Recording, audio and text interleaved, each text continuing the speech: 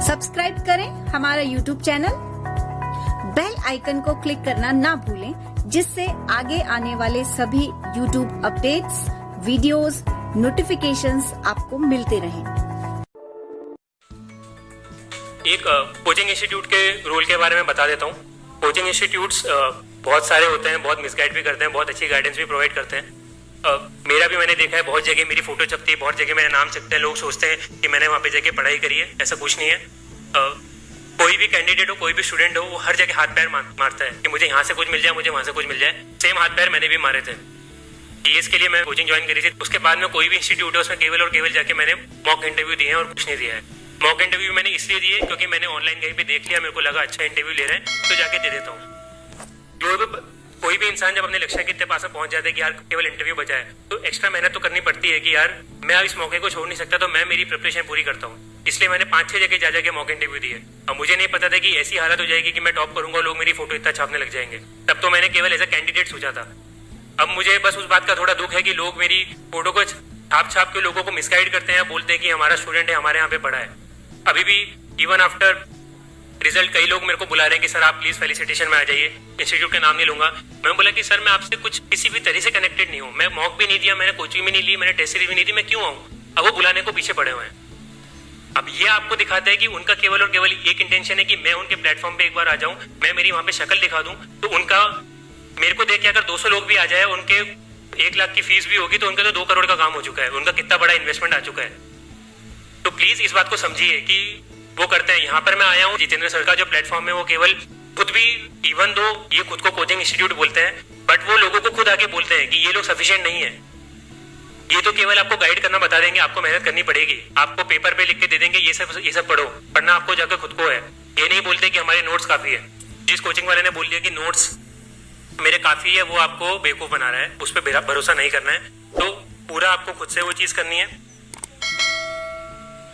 और कोचिंग का भी जो होता है, ये मैं बताऊंगा, कोचिंग को भी करने का तरीका होता है। ऐसा नहीं कि आप कोचिंग में जा रहे हैं तो बस कोचिंग में जाके बैठ के आगे तो काम हो गया।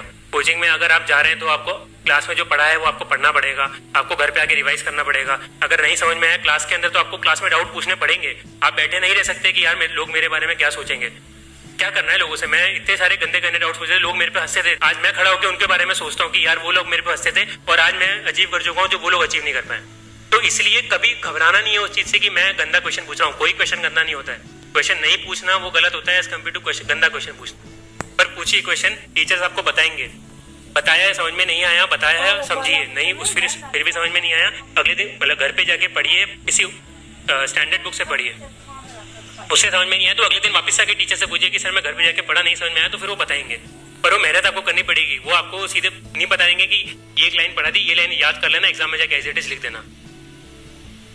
वो आपको जरूरी है वो चीज समझना, कोचिंग को भी कैसे यूटिलाइज करना है कि अब मैं यहाँ पर आया हूँ तो मैं इसको पूरा यूटिलाइज करूंगा। अगर मैंने एक्स अमाउंट पैसा डाला है तो मेरे को 2x टाइम्स उससे वैल्यू मिलनी भी चाहिए। यहाँ पे तो अमाउंट की बात भी नहीं है। यहाँ पे जितेंद्र सर बहुत इजीली बता रहे हैं, जो भी गाइडेंस प्रोवाइड करने की कोशिश कर रहे हैं। बट उस पर डिपेंड मत होइए, यही मैं बोलूंगा। जाके वो जो भी गाइडेंस मिल रही है वो सर आपको केवल एक दिशा दिखा देंगे कि ये कर लो। जो सर ने बोला वो व्हाइट बॉल की बात होती है, वो बताएंगे कि ऐसे एक्शन चेंज करोगे तो व्हाइट बॉल नहीं डलेंगी। पर वो बॉलर को खुद को आके भाग के प्रैक्टिस कर करके अपनी वो करेक्शन करना पड़ेगा, व्हाइट नहीं हो स्टंप पे बॉल जाए।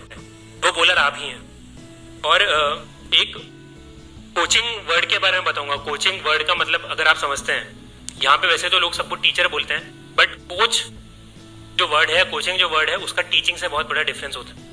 टीचिंग होता है जो आपको पढ़ा रहे हैं, जो आपको समझा रहे हैं। कोचिंग का मतलब होता है आपको बहुत चीजें आती हैं, उसके ऊपर आपको बस निखार कर रहे हैं, आपकी कमियां बता रहे हैं, ऐसे ऐसे कर लो। अगर Virat Kohli as a batsman उसको खेलना नहीं आ रहा है तो रवि शास्त्री के पास जाके नहीं बोलेगा कि सर मेरी टेक्निक में क्या गलती है। रवि शास्त्री से उसको थोड़े बहुत टिप्स बता देगा। अगर उससे कुछ भी नहीं हो रहा है तो अपने जो फर्स्ट लाइफ के टीचर है, उसके फादर होंगे या जो उसके फर्स्ट होंगे, उनके पास में जाएगा, क्योंकि वो एक्चुअल टीचर है, उन्होंने समझाया होगा। ये बात मैं इसलिए बोल रहा हूँ, एनसीईआरटी की इंपॉर्टेंस की होती है। एनसीईआरटी वो बुक्स हैं जो आपको स्कूल में पढ़ाई जाती हैं, वो आपको टीच करती हैं, वो आपको कोच नहीं करती है। इसलिए एनसीईआरटी में जाके पढ़िए, उनसे समझिए, उनसे समझ में आएगा। वो नहीं आया तो फिर आगे की किताबों को यूज करके उनसे कोचिंग लेनी है।